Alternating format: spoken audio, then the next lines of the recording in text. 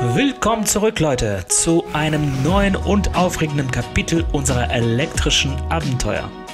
Heute nehmen wir euch mit auf eine unvergessliche Reise durch die atemberaubenden Landschaften Norwegens und das Ganze auf eine ganz besondere Art und Weise, mit einem Elektroauto.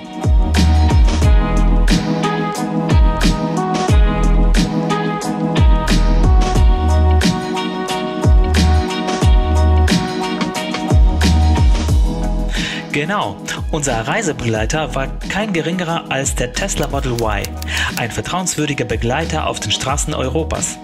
Um sicherzustellen, dass wir immer genug Energie hatten, haben wir das gut ausgebaute Netzwerk der Tesla Supercharger entlang unserer Route genutzt, um unsere Batterien in Windeseile aufzuladen.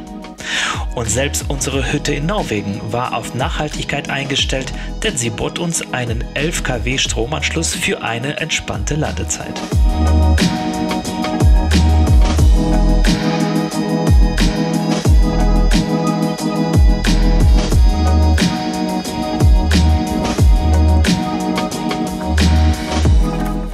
Unsere Reise war nicht nur ein geradliniger Weg, sondern ein aufregender Pfad mit mehreren Stationen. Von Zürich aus begaben wir uns auf eine Expedition, die uns nach Hamburg, Göteborg und schließlich in das faszinierende Norwegen führte.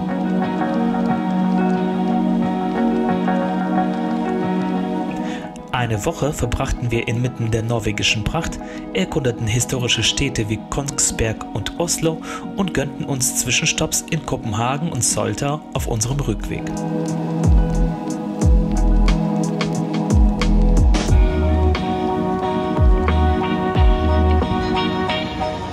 Die Reise war mehr als nur Kilometer zählen.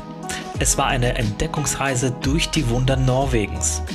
Obwohl uns das Wetter nicht immer hold war, war unsere Airbnb-Hütte in Norwegen ein gemütlicher Rückzugsort am Ufer eines ruhigen Sees. Dort hatten wir Zeit, die Seele baumeln zu lassen und neue Energie für die Abenteuer zu tanken.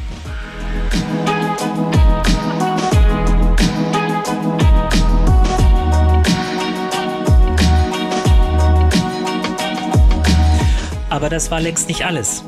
Wir haben nicht nur die beeindruckende Landschaft genossen, sondern auch die Gelegenheit genutzt, um aufregende Aktivitäten zu unternehmen.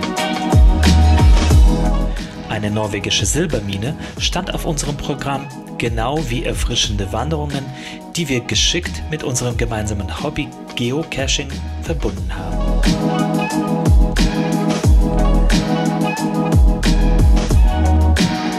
Und wisst ihr, was das Spannende an dieser Reise war?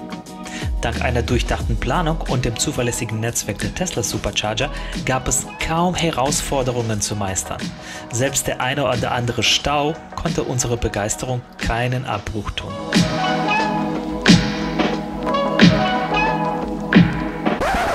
Aber Moment mal, es gab doch einen kleinen Unterschied auf der Rückreise. Habt ihr es bemerkt? Ich habe den Lässig-Modus ausgeschaltet und damit eine völlig neue Fahrerfahrung erlebt. Doch lasst euch überraschen. Ich werde euch später mehr darüber verraten. Begleitet uns auf dieser elektrifizierten Reise, während wir euch die Schönheit Norwegens zeigen und gleichzeitig einen Blick auf die aufregende Welt der Elektromobilität werfen. Lasst uns gemeinsam durchstarten.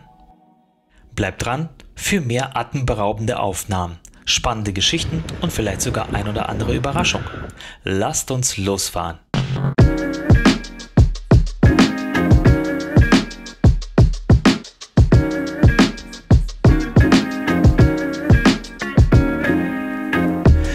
Meinen Tesla-Account mit Tronity.io verbunden habe, kann ich alle meine Fahrten und Ladevorgänge im Nachhinein nachvollziehen. Für unsere erste und längste Etappe von Zürich nach Hamburg, die knapp 900 Kilometer betrug, haben wir ziemlich genau 12 Stunden benötigt, wovon etwa 1,5 Stunden für das Laden draufgegangen sind. Natürlich haben wir die Ladepausen wie sonst üblich dafür genutzt, um auf Toilette zu gehen und uns mit Getränken und Snacks zu versorgen, beziehungsweise um Mittag zu essen. Der letzte Stopp von 16 Minuten kurz vor Hamburg, wo wir von 35 auf 70% geladen haben, war eher als Reserve gedacht, da wir am nächsten Tag noch etwas durch Hamburg cruisen wollten und uns nicht über Nacht eine städtische Ladesäule suchen wollten. Die Routenplanung haben wir tatsächlich im Vorfeld zu Hause gemacht und nahmen uns für Zwischenziele wie Hamburg und Göteborg auf der Hinreise jeweils 2 Nächte in einem Hotel und somit einen ganzen Tag Zeit für den Stadtbummel. Am Tag nach der Ankunft in Hamburg haben wir eine 2-stündige Stadtführung gebucht, wo wir die Wahrzeichen sowie etwas Geschichte von Hamburg kennenlernten und in einer Gruppe mit ein paar anderen Touristen die Strecke von Michel bis zur Elbphilharmonie zu Fuß zurücklegten. Direkt nach der Stadtführung haben wir uns die Zeit genommen, um auf das teuerste Gebäude von Hamburg hinaufzuklettern, um von dort aus die Aussicht zu genießen.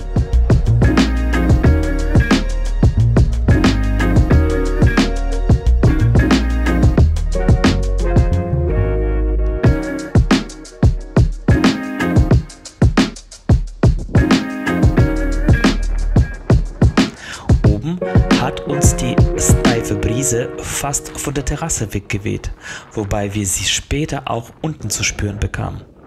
Einige Bäume in der Hafen City wurden extra befestigt, damit sie nicht so schnell umknicken. Die Hafen City von Hamburg wächst unheimlich schnell und meinem geübten Elektrofahrerauge sind die vielen neuen privaten und öffentlichen Ladestationen dort sofort aufgefallen.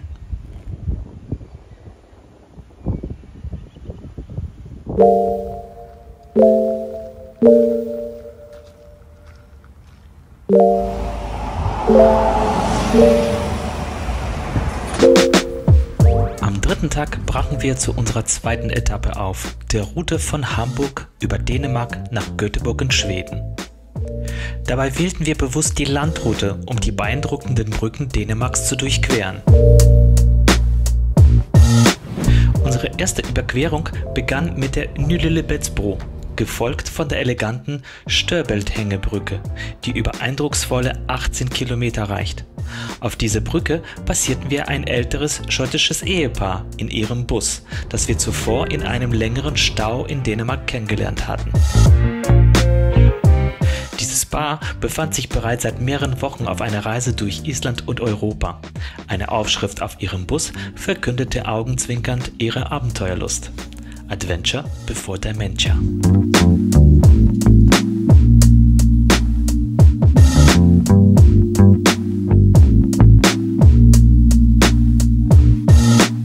Kurz vor dem Erreichen Schwedens überquerten wir die längste Schrägseilbrücke der Welt, die Öresundbrücke.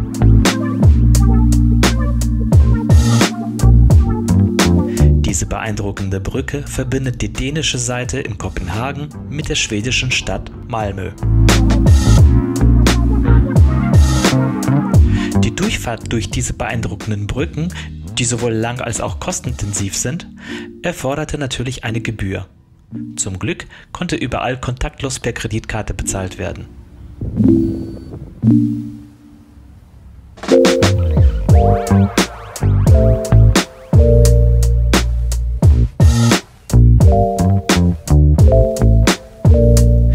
Die Etappe von 785 Kilometer bewältigten wir in knapp 11,5 Stunden, wobei wir für das Aufladen des Autos an 3 verschiedenen Stationen insgesamt weniger als 2 Stunden aufwandten.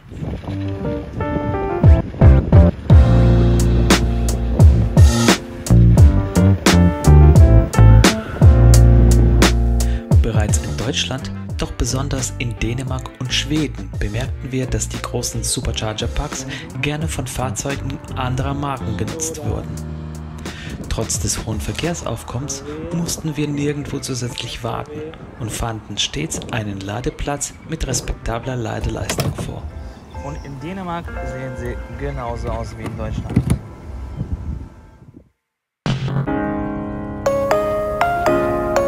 Der 3. Tag unserer Reise neigte sich dem Abschluss entgegen, als wir nach 3 Ladestopps und einer Akkuladung von etwas über 50% schließlich in Göteborg ankamen.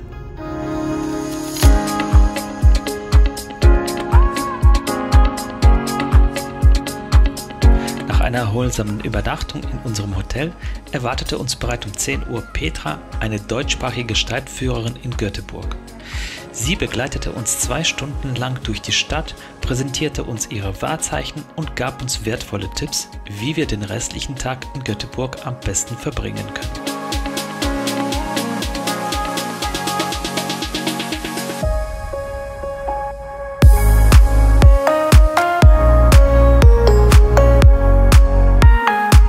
Petra ging sogar so weit, uns mit Regenponchos auszustatten, die wir aufgrund der gelegentlichen Regenschauer sofort anzogen. Und als wir schließlich genug von nassen Göteborg hatten, verbrachten wir einige Stunden im Universium, einem Wissenschaftszentrum, wo wir gemeinsam mit den Kindern eine Fülle an Entdeckungen vor uns hatten.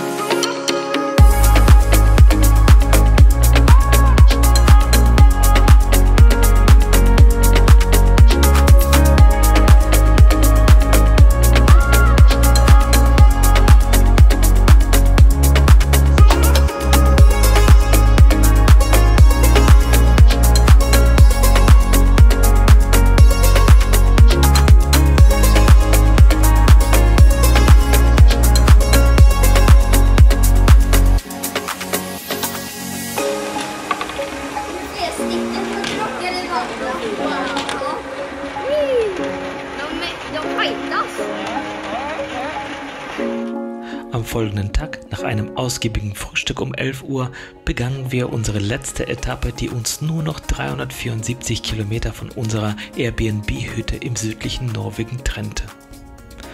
Während dieser Fahrt hielten wir zweimal zum Laden an, einmal in Schweden und einmal in Norwegen. Insgesamt dauerten die Ladevorgänge zusammen lediglich 40 Minuten.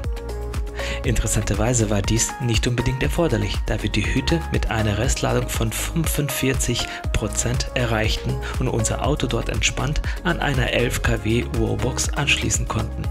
Rückblickend betrachtet und wenn ich die Preise berücksichtige, war es vielleicht keine schlechte Idee, an einem günstigen Supercharger etwas länger zu laden. Eine Entscheidung, die sich im Nachhinein als klug erwies.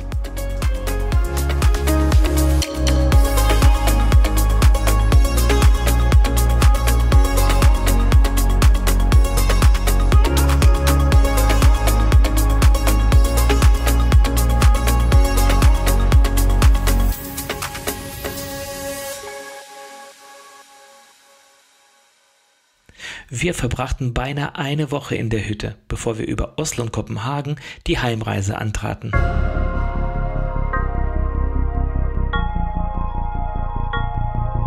Ihr könntet vielleicht anmerken, dass dies nicht wirklich als ausgiebige Norwegen-Reise betrachtet werden kann, da Norwegen weitaus ausgedehnter ist. Und ihr habt recht, denn wir haben vor, erneut zurückzukehren und tiefer in den Norden Norwegens vorzudringen. Doch dieses Mal genossen wir die Annehmlichkeiten einer luxuriös ausgestatteten Hütte, die von Natur umgeben und an einem ruhigen See gelegen war. Hier fanden wir die nötige Ruhe und die Energie, die wir benötigten, um aufzutanken.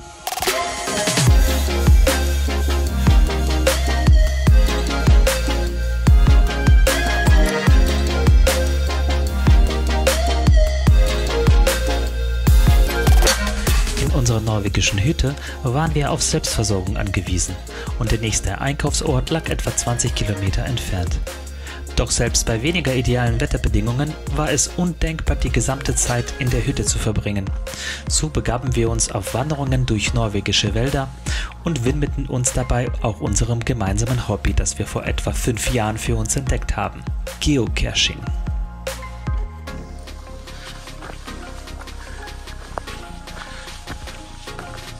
Ein öffentliches Klo.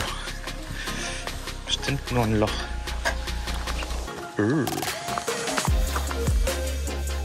Yes. Ohne Papier. Und sowas, glaube ich, kennen wir schon aus der Schweiz. Eine öffentliche Grillstelle mit sogar mit ein wenig Holz und Sitzgelegenheiten, schön überdacht. So, und wirklich überall sieht man so große Ameisenhaufen. extrem viel los.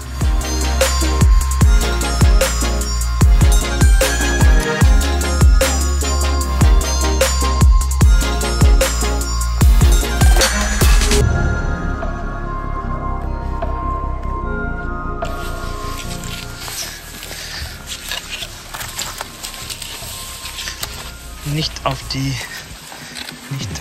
treten, nicht auf die Ameisenhaufen treten.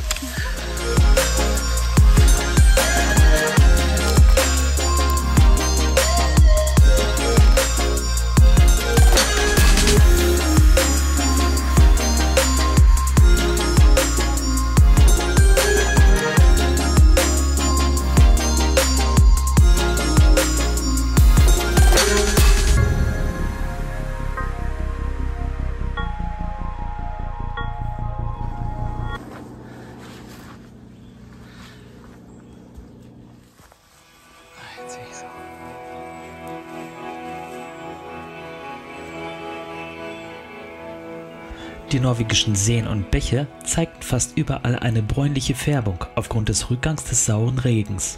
Im stehenden Gewässer, aber scheinbar auch im fließenden Gewässer, ist das Wasser echt sehr bräunlich und teilweise schwer durchsichtig, also nicht durchsichtig. Und das kommt scheinbar durch die saubere Luft unter anderem. Dieses Phänomen, das seit den 70er Jahren beobachtet wird, ist das Resultat strenger Lufteinhaltemaßnahmen, sauberer Brennstoffe, Elektrofahrzeugförderung und besserer Abgasreinigung. Die Emissionen von Schwefeldioxid und Stickstoffoxiden wurden deutlich reduziert und so kehrt das Wasser zu seinem natürlichen Zustand vor der Industrialisierung zurück.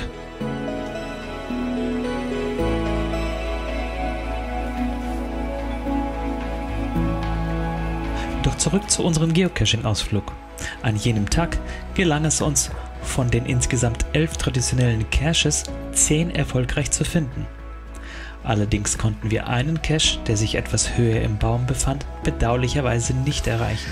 Okay, Cache haben wir gefunden in luftiger Höhe. Da oben, aber das wird nicht gehen. Keine Leiter dabei, nichts zum Klettern und einfach mal so. Daher blieb uns auch das Loggen dieses Caches verwehrt. Das ist relativ schwierig. Den werden wir dann hier lassen. So, und anstatt einfach weiterzumachen, zu laufen, ist meine Familie auf die glorreiche Idee gekommen, so ein Herz zu machen. Aber nein, nicht nur ran, sondern es muss auch noch ausgefüllt werden. Das dauert jetzt noch schon gefühlt eine halbe Stunde und die Zapfen hier werden immer weniger an den Rändern, das heißt, man muss schon wieder laufen. Sehr lustig. Ja, und dann muss man natürlich das noch hier mit Baumrinde umranden, damit es auch die nächsten 30 Jahre überlebt. Alles klar. Also falls ihr irgendwo unterwegs seid im Wald und solche Herzen seht, kann es sehr gut sein, dass das meine Familie gewesen ist. Nur so mal am Rande erwähnt.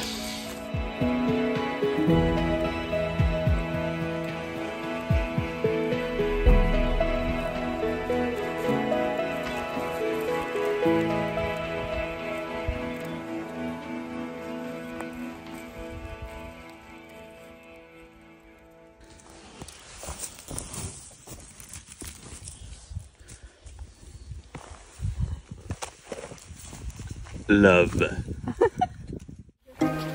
Also immer wieder hat uns beim Geocachen, wohl bemerkt, die Geocaching-App, und zwar die Premium-Karte, wieder mal geholfen, hier ganz schnell aus dem Wald wieder rauszulotsen. Dort sind nämlich alle Waldwege schön verzeichnet und wenn man zum Beispiel nur auf Google Maps sich orientieren würde, dann findet man dort oft nicht mehr heraus. Aber eben beim Geocachen, mit der Geocaching-App, mit der Map dort, ist das kein Problem.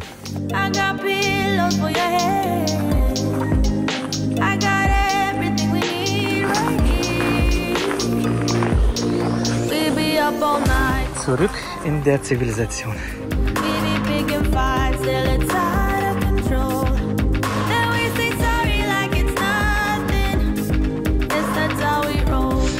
Wir sind hier bei richtiger Dunkelheit gar nie unterwegs gewesen, aber das sind definitiv LED-Straßenlampen.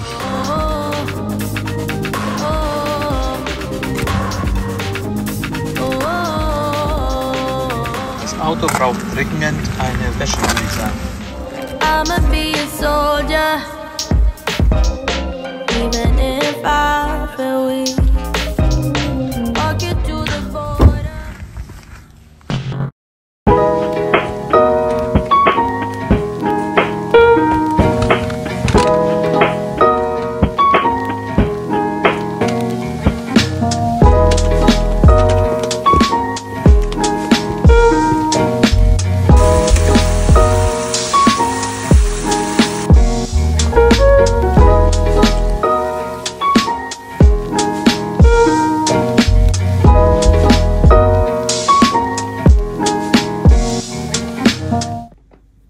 An einem erneut verregneten Tag, an dem wir uns gemütlich in der Hütte aufhielten, wurden wir von einem kleinen Bewohner des Waldes überrascht, der uns einen Besuch abstattete.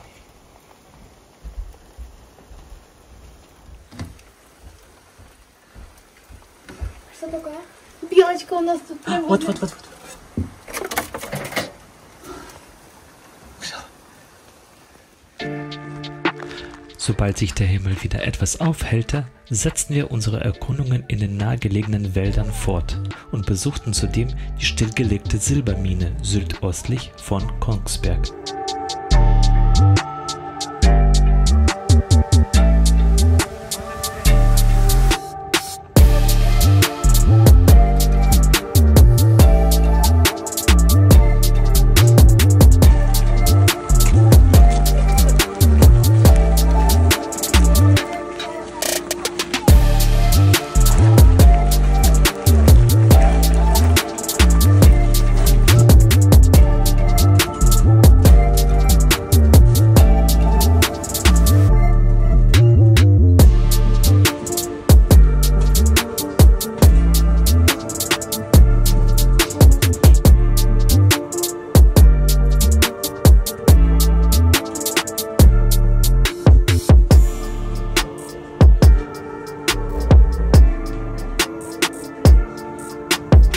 Es ist ratsam, warme Kleidung mitzunehmen, wenn man die Mine besucht, da es drinnen bis zu 6 Grad kalt sein kann. Während der Führung auf Norwegisch oder wahlweise auf Englisch erhält man Einblicke in den Bergbau, der hier vor etwa 240 Jahren begann, und erfährt, wie dieser Bergbau zur Errichtung der Stadt Kongsberg beigetragen hat.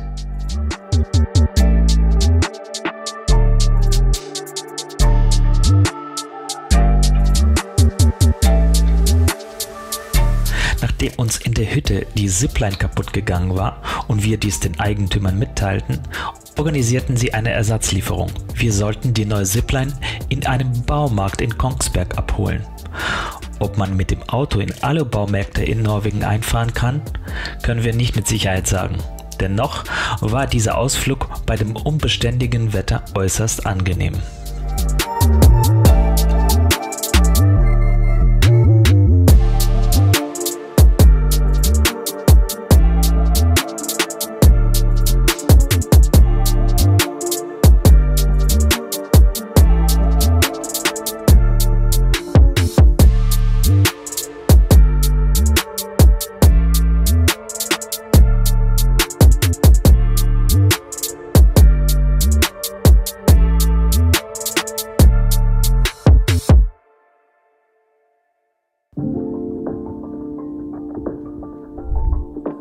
Nach einem Angelausflug, einem mutigen Versuch im eiskalten Bergsee zu baden und ein paar entspannten Abenden in der Hütte machten wir uns auf den Weg nach Oslo. Auf dem Weg zur norwegischen Hauptstadt hatten wir noch eine kleine Besonderheit geplant, den Spiraltunnel bei Drammen. Die Navigationsanweisungen unseres Teslas hatten zunächst den Eingang des Tunnels nicht gefunden und uns auf einen falschen Weg geführt. Doch nach einer Kehrtwende und etwas mehr Aufmerksamkeit für die Wegweiser fanden wir schließlich den richtigen Weg.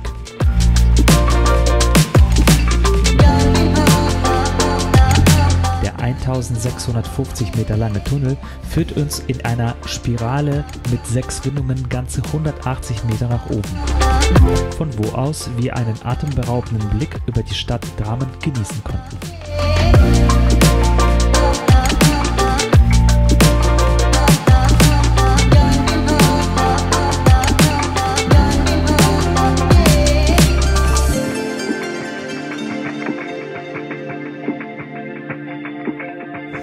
So, dann fahren wir mal weiter los nach Oslo und lustigerweise macht Navigation von Tesla wieder Faxen.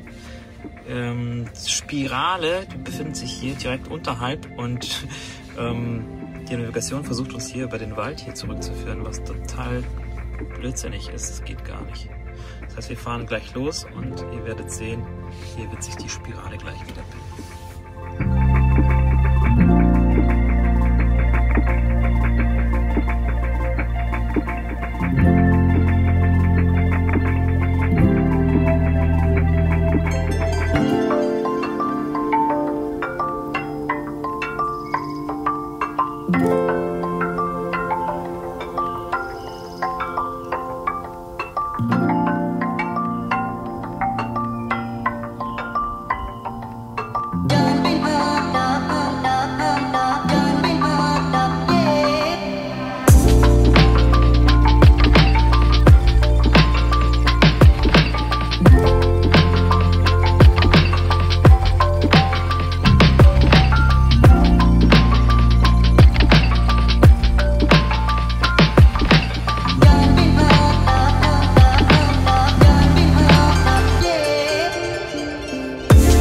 Nachdem wir also der Spirale entfliehen konnten, setzten wir unsere Fahrt fort und waren nach einem Stau vor Oslo mit rund 39% Batterieladung im Hotel schließlich angekommen.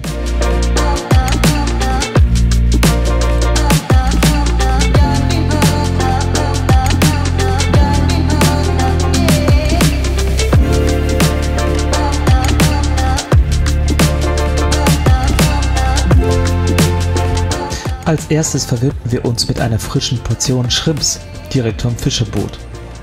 Doch schon bald zogen wir wieder unsere Regenponchos an, die wir von Petra in Göteborg erhalten haben, da der Regen erneut einsetzte.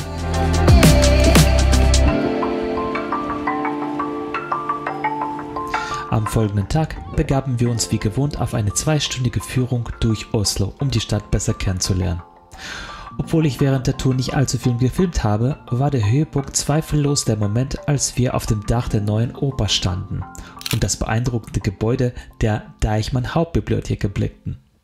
Dieses Gebäude schien bisher auf Plattformen wie YouTube eher wenig Beachtung gefunden zu haben.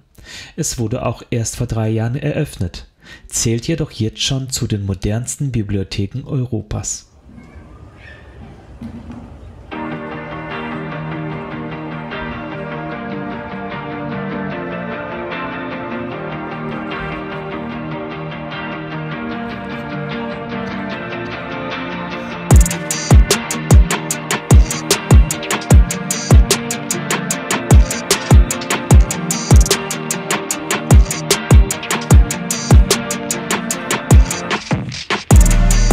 Die Bibliothek beherbergt nicht nur die umfangreiche Büchersammlung der Deichmann-Bibliothek, sondern auch ein Kino, Lounges, ein Restaurant, ein Gaming-Bereich sowie Werkstätten, in denen diverse Kurse angeboten werden.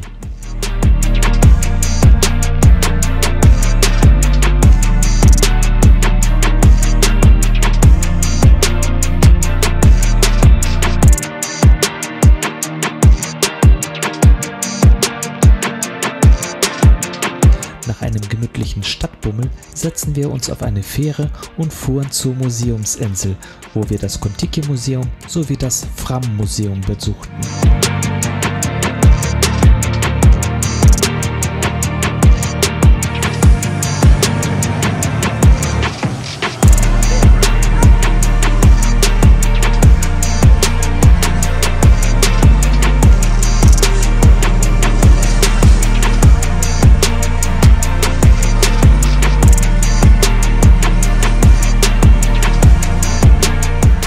Nach unserer Rückkehr in die Stadt stießen wir auf eine verlassene NIO-Filiale und nutzten dann das angenehme Wetter, um zu Fuß zu den legendären Matthallen zu gelangen.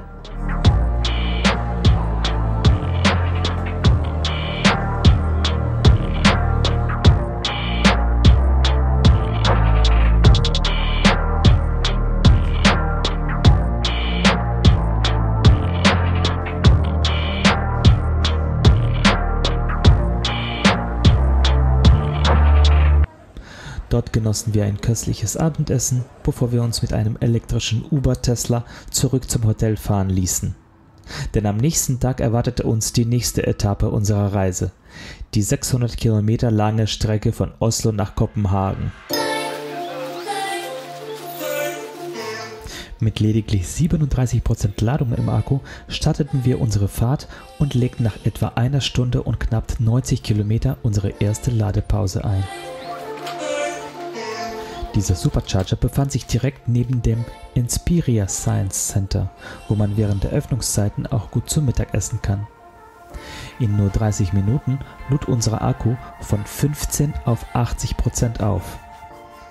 Diese Zwangspause nutzten wir, um uns die Beine zu vertreten, sowie für einen kleinen Flug mit der Drohne.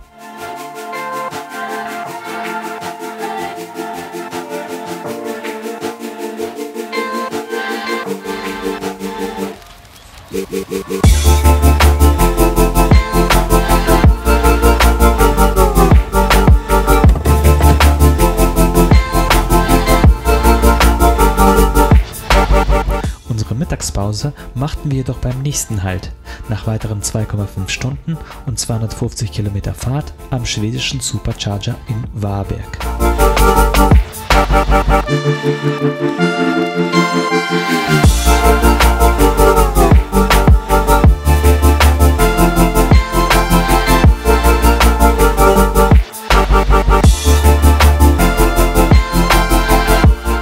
Wir waren noch nicht ganz mit dem Essen fertig, als ich eine Benachrichtigung auf mein Handy erhielt, dass mein Auto bald vollständig geladen sein würde und ich die Ladestation freigeben sollte. Noch nicht mal fertig mit dem Essen, 92%. Und ich muss eigentlich meinen Platz wegräumen, um nicht die Blockiergebühr noch zu bezahlen.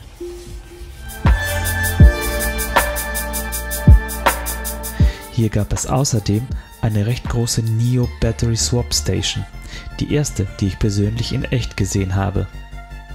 Allerdings schien sie nicht in Betrieb zu sein, dafür war der Tesla Supercharger ziemlich gut besucht.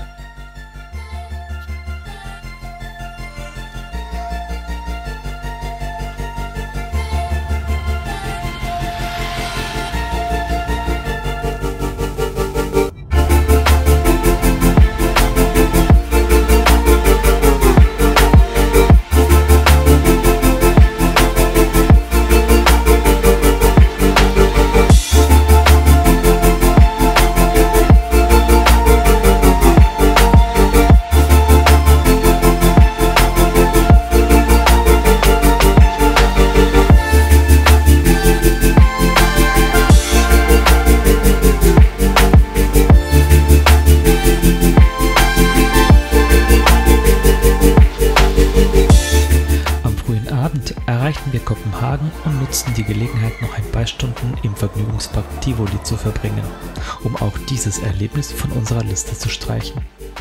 Überraschenderweise konnten wir am Hotel tatsächlich eine der 4 Ladestationen über Nacht nutzen und unseren Tesla auf über 90% laden. Am nächsten Tag genossen wir, wie soll es auch anders sein, eine 2-stündige Stadtführung durch Kopenhagen, gefolgt von einem entspannten Bummel.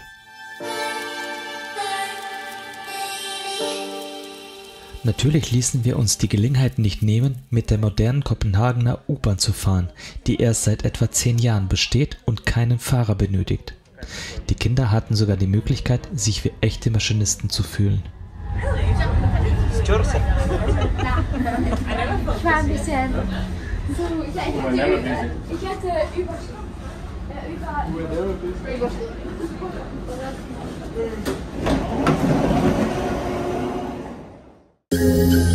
Am nächsten Morgen brachen wir zu unserer vorletzten Etappe auf, die Strecke von 576 Kilometer von Kopenhagen nach Soltau.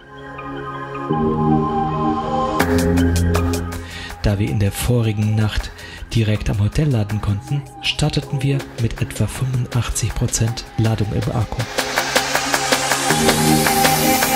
Für die gesamte Strecke benötigten wir lediglich eine Pause von 44 Minuten, bei der wir von 10 auf 91% aufgeladen haben, während wir unser Mittagessen einnahmen.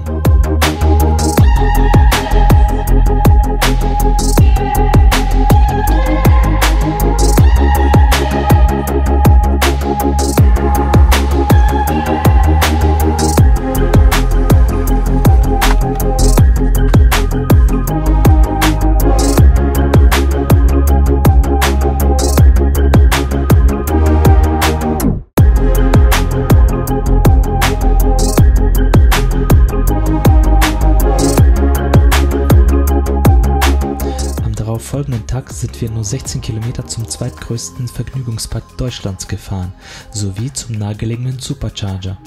Dort haben wir in 22 Minuten von 27 auf 73% aufgeladen, um für unsere letzte Etappe keine zusätzlichen Halt direkt nach dem Checkout machen zu müssen.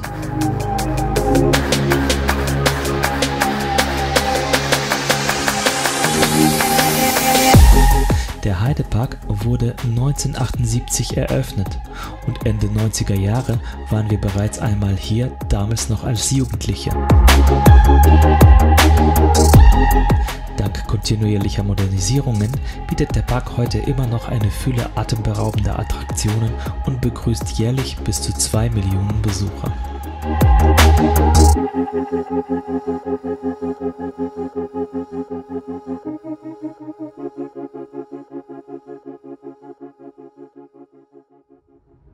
Bei der allerletzten Etappe sollte es tatsächlich spannend werden mit dem Laden, da Tesla partout nicht einen Ladestopp selbst einplanen wollte, der auch in Reichweite gewesen ist.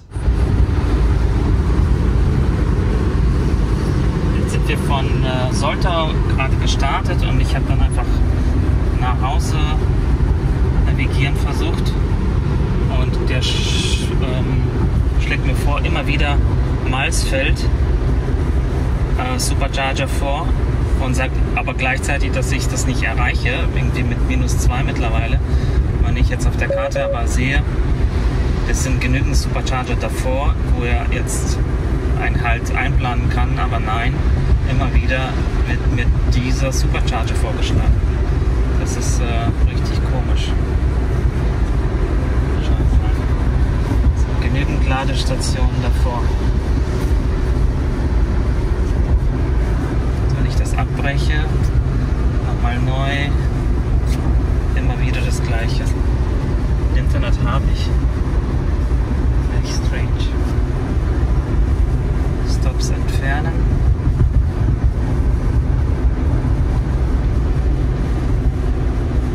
Das ist klar. Sagte bestimmt hier was ganz Krasses. Wenn ich eben dann Supercharger dazu hinzufüge, das kann ich ja jetzt machen während. Also bleibt mir nichts anderes als aktiv einen anderen Supercharger hier anzuwählen, beziehungsweise die Situation zu beobachten und einen Supercharger davor dann aktiv auswählen als Ziel, um die Batterie auch vorzuwärmen. Bei Kassel zum Beispiel ist ein 250er, also passt das.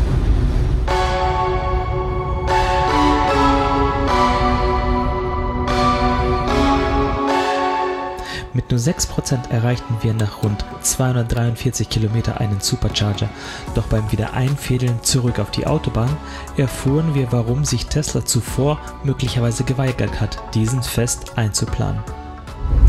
So, nachdem wir jetzt hier in Lohfelden auch mal tanken waren bzw. laden waren, weiß ich, warum uns die Navigation nicht dahin gelotst hat.